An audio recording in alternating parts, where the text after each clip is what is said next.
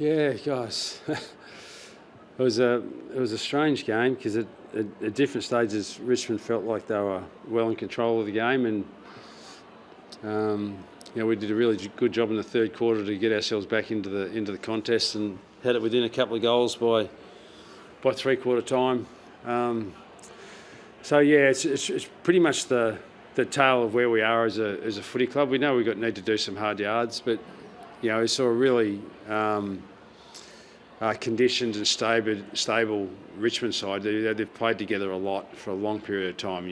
Obviously, a big part of that was celebrating Jack and Koch's final games for the Richmond Footy Club. But they've had a period of time where they've been really stable as a club. And we've had a significant amount of instability. So our starting 5 or 6 in the middle of the ground today had never played together as that starting 4 or 5, and that has a significant impact on your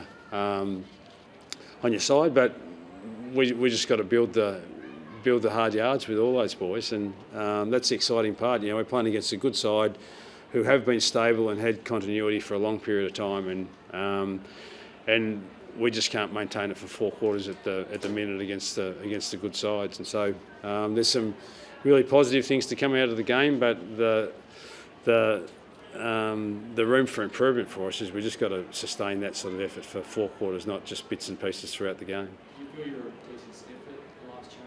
Sorry? Do you feel like you're a decent sniff at the last change of 9 points? Yeah. Well, anything can happen in a game of footy. I think they got 3 or 4 up by half time, and it looked like if they'd have kicked away in the third quarter, it would have been hard to peg them back. But we got ourselves back into the contest and played a lot better in the third quarter. And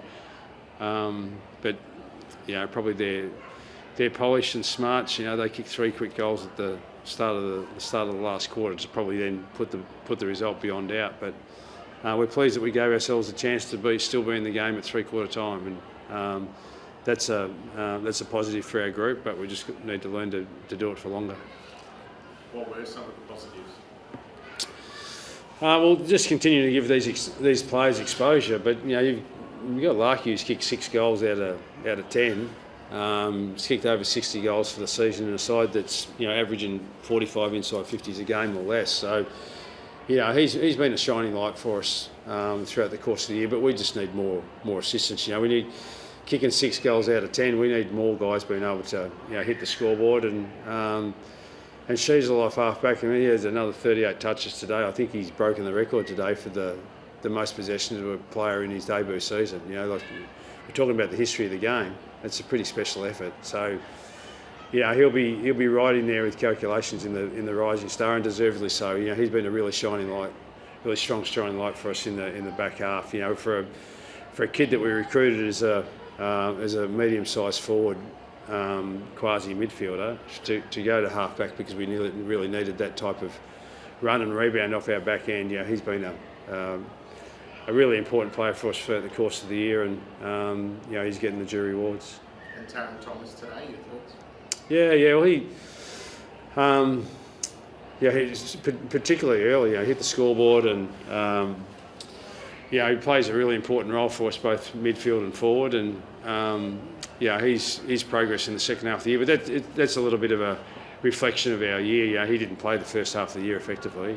Jai Simpkin, Luke Davies-Uniacke, they're our A-grade, high-quality players, and they've had really, really interrupted campaigns. So we're just hopeful that sort of 12 months into this development of our footy club, that we learn a fair bit about our players, and that those guys get a little bit more continuity with their footy next year, and if they do, then we'll just bring in some more talent through the draft, and hopefully be able to bring a couple more players in from trade, and we just slowly get better. But there's no silver bullet. It's just long, hard yards, and we're singing the plaudits of clubs like the Western Bulldogs and Melbourne and these sorts of sides, but somewhere in the last 8 or 10 years, they've been in similar sort of positions to us, trying to find a way to give themselves a chance to compete for silverware. And now both those clubs are doing that. Richmond, the same,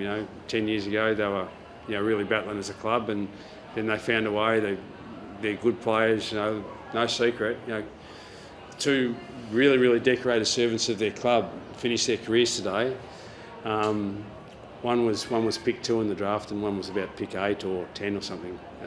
Probably doing Jack a disservice by not knowing exactly what his draft pick number was. But they're both first round picks. They just found a way. They've been stellar players for their club, and we know the formula, what we need to do, and get talent into our club, and just can't do it overnight. That's the unfortunate part about it. But we're prepared to do the hard yards. You've only been here a short time, but Jack Zeebel's impact on the footy club? Yeah, well, that's right. I've been here for 5 minutes in terms of his whole career, really. But I said on Fox Footy before the game, I can't remember him ever pulling out of a contest. He's just been such a tough warrior for the football club, and I think he's played every position possible outside of ruck, and he's probably done a couple of ruck contests here and there in an emergency. He's just been such a versatile player. Always team first, always sacrificing his own game for the betterment of the team, and his respect within the walls of our footy club and beyond too. I know that he's respected enormously outside the walls of the club too, but it's a pretty special day, really. Three stalwarts that have played 14, 15 years of footy all retire in the one day today. Richmond did it really well with Koch and Jack, and fortunately for them, they get to take the chocolates home tonight. But even though disappointed with the loss, the way that our club and the Zeebel family were able to band around Jack and give him a good send off was pretty special too. So pretty special day. I'm not sure what the crowd was, but it was great that the crowd could come out and see off 3 veterans like that in really special fashion. What did you say to Koch when you gave him a hug pre-game? Yeah, well, listen, I've watched his whole career, Koch, from afar, and obviously with great mate Dimmer has coached him for a fair bit of his career, Koch, and so I've got to know him a little bit.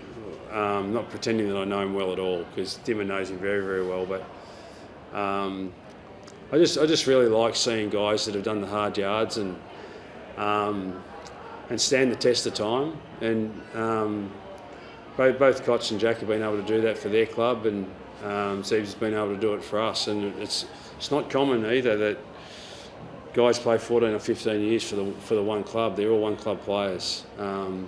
Pretty special, and fortunately enough for Jack and Koch, they got to play in silverware games, and Zeeb had his chance sort of mid to two-thirds of the way through his career. North were a really good side and playing regular finals and prelim finals and that sort of stuff, but they just couldn't quite get to the last dance, which is unfortunate for Zeeb. He's given so much to the footy club. He's never able to lift silverware, which is a shame, because it was no fault of his that he didn't get to play on the last day in September.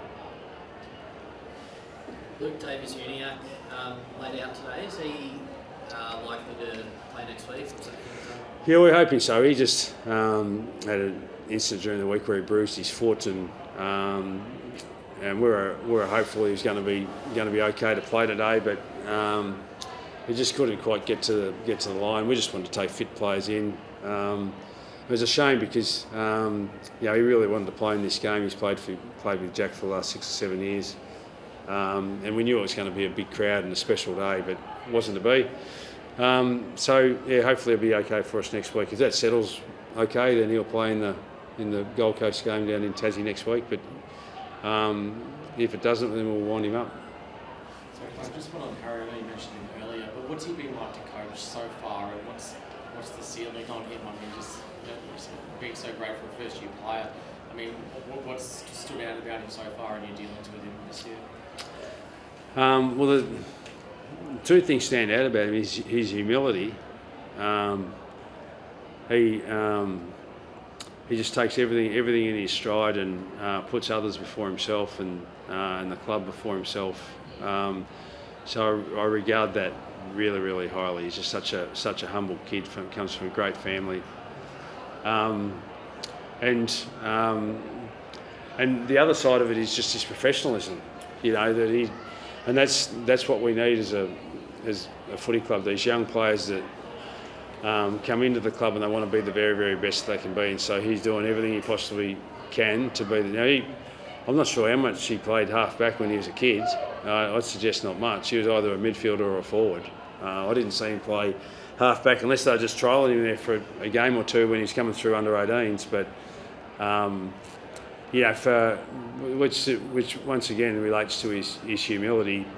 Play me wherever you need me to play. At different stages, we've needed him to go into the midfield or play forward a little bit this year, but by and large, he's played his whole season at half back, and he's become a really, really important player for us, and which is a credit to the work that he's done, but it's also a credit to the way that he's gone about it. His professionalism and humility are the two traits that we love about him the most. And Luke McDonald hamstring? Yeah. Well, that's his season done. Elmac, that was just unfortunate. I think it was halfway through the second quarter, and it looked significant enough that he certainly couldn't play the rest of the game. And usually when that's the case, they're no good for next week. So I think he's given that a fair tug, that Hemi. So he'll rest that up. He's got a bit of time now to get himself right for next year.